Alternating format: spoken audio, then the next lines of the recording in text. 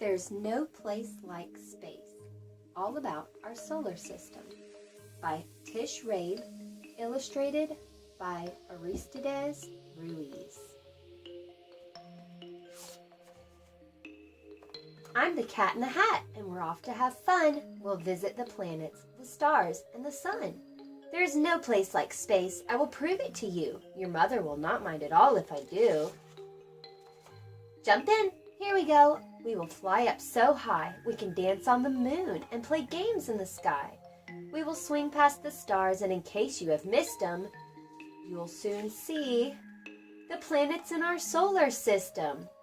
There are 8 of these planets that circle the sun, and soon you'll be able to name every one. Mercury's close to the sun's burning light. It is hot in the daytime but freezing at night. On Venus, the weather is always the same, hot, dry, and windy, with no chance of rain. Today's weather on Venus, really, really hot, nearly 900 degrees Fahrenheit, windy and dry. Can you guess the next planet? Well, here is a clue. It is my home and home to thing 1 and thing 2. You have been living on it each day since your birth. It is the 3rd from the sun. It is our planet, Earth.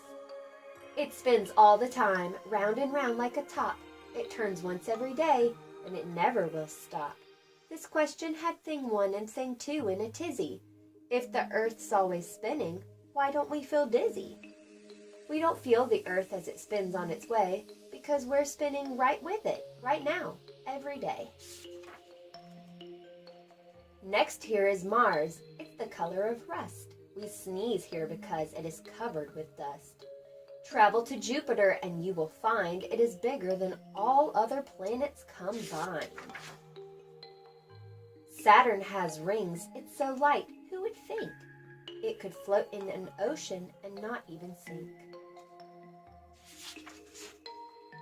A planet can have satellites that surround it. Uranus has lots of these objects around it. There are colors in space. I will show some to you. Neptune, planet 8, is a beautiful blue. We have seen all the planets. Now here is a trick to remember their names and remember them quick. Say, Mallory, Valerie, Emily, Nichols just saved up 999 nickels. The first letter of each of these words is the same as the first letter in each of the planets you name. Now here is a game you can play in the skies. Connect all the stars you can see with your eyes. It's star dot to dot. Use your imaginations and you'll see big pictures we call constellations.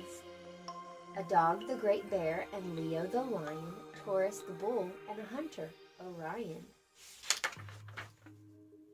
A star in the sky may look small, like a dot, but it's really a big glowing ball, and it's hot. And there's one star by far that's our favorite one. We can't live without it.